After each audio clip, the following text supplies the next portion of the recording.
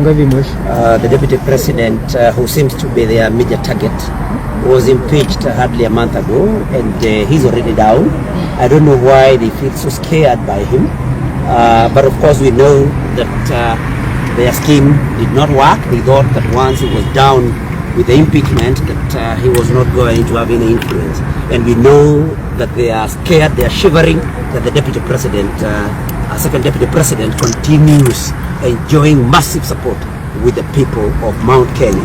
We want to tell them that we will not be cowed, we will not be intimidated, and we are ready, and we know that our people in Mount Kenya are being targeted, and that we know for sure. But we will not be shaken. We will continue the risk. But we want to also talk to our people that when there is an event, let the locals see who is there, and when they see somebody that they suspect, let them put them to account. Let them tell the people there whom they are, what they have come to do, because the people, the goons that were in Limuru are not locals. These were imported, and we are telling our people to also be very vigilant. Very vigilant. Anybody they do not know should actually not be allowed there. And if they want to call that incitement, so be it. But we will not fear, and it is our right. The powers that this government is using to intimidate our people, we are the same people that they give this government the power through our vote. Thank you very much.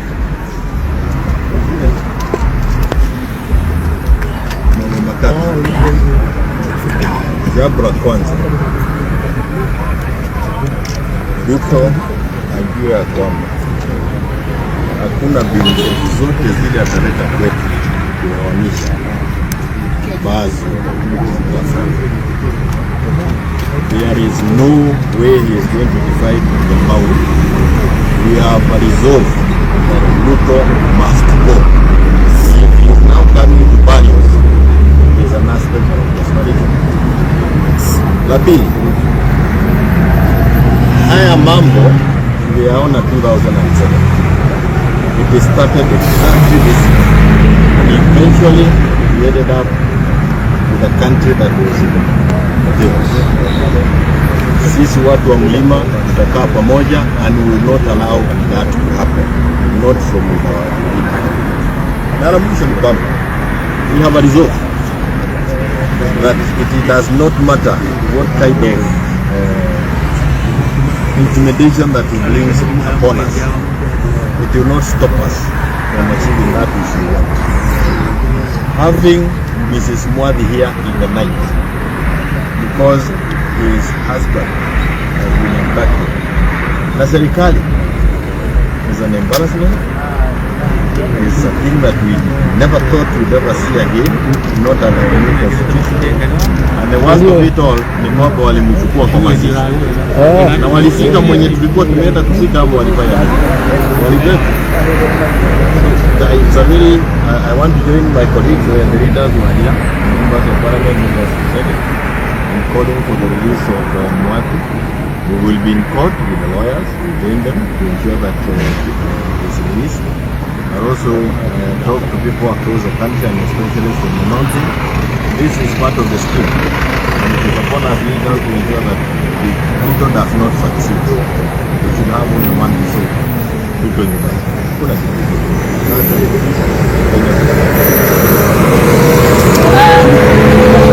I'd like to say that, as you can see, all Waheshimiwa are here, irregardless of whichever party. The more you continue to poke our eyes, the more we unite. Abducting a former member of parliament, organizing for goons is cowardice. Na sasa watu ya Mount Kenya muangalie, kama mtu si wa area yenu amekuja matanga, nyinyi ndio askari. Msiekwe uoga na msikubali kununua uoga. Huyu jamaa lazima aende nyumbani na hata tuuzia uoga. We want Mwadhi. His wife and his children, they want their father and she wants her husband. That is it. And hatutauziwa uoga. Simple. I want to say this, that Kenya is a constitutional democracy. The right to assemble is a constitutional right. The constitution was not given to us by President Ruto. The constitution was given us by God as individuals. This was not even a political rally, it was a funeral. I want to tell you Kenyans that if they can dare arrest an honorable member of parliament, a former honorable member of parliament, are you surprised today that we have so many sons of our motherlands that have disappeared without trace? We have had people saying that they don't have any records of anyone that has been abducted, while we know it very clearly that during the Gen Z demonstrations, so many people disappeared and so many have not been seen. We are going to fight this in the courts. We know the judiciary is going to is actually going to rule according to the law. We have a right of habeas corpus to demand, and even from this office, and not even DCI can stop us from demanding that Honorable Muadhi be released and appealed to his family. And so I want to tell all the Kenyans that this is not just a cause for Honorable Muadhi.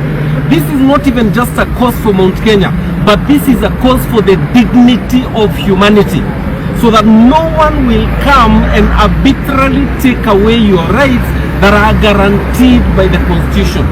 And so we want to tell everyone that matters, from the highest office in the land to the lowest office in the land, that this Constitution, we fought for it for very many years.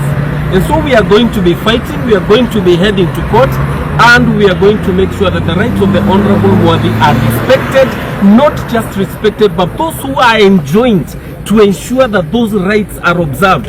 They do their job and they must do it, otherwise they leave and we get the right people in these offices. I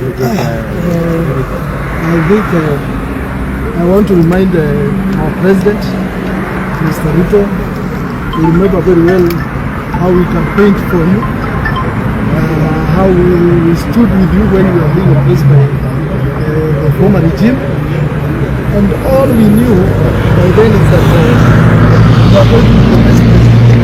With no abductions, there will be no extrajudicial killings, and so far you can see all what you said were lies. The treatment you have given to Mr. Gachagua, who campaigned for you day in, day out, I remember very well, you contributed a lot of his money to your campaign, and if you can go to the extent of disrupting so that Gachagua can be embarrassed, honestly speaking, kwani Mungu hayuko? Wewe ujue Mungu wako, lazima ujue Mungu wako, na hii yote maneno unafanya utalipa, na hapa duniani inalipiwa hapa duniani. Na tena nikuambie, watu wa Mount Kenya na watu ya Gema in general, ukiwatesa ndio wanakuja wote pamoja, na hii ni sababu unaona saa hii sasa wewe ndio umeshikanisha mlima. Wacha vile mlikuwa nasema Gachagua anashikanisha mlima, wewe Ruto ndio umeshikanisha mlima. Vile tumeshikana hatutawachana na tutakutoa asubuhi. Vile tulikuwa tunasema toka umera tene, saa hii tutatoka mapema ndio wewe uende nyumbani. Sisi tunakuuliza Muadhi atoke familia, aende kwa familia yake. MCA wangu huko Limuru pia bwana mkuu aende nyumbani, na tafadhali wala wanakuwa device au wanakaa karibu na wewe, ujue hao ndio wamekupoteza. Sisi na akina Gachagua ndio tulikuwa marafiki zako za ukweli. Sisi ndio tulikuguide mpaka wewe ukachaguliwa. Sasa wale ambao walikuguide uliwawacha, saa hii wewe umepotea. Ona vile umepotea. Na watu wana kusamehe. In Swahili, just for the benefit of the media that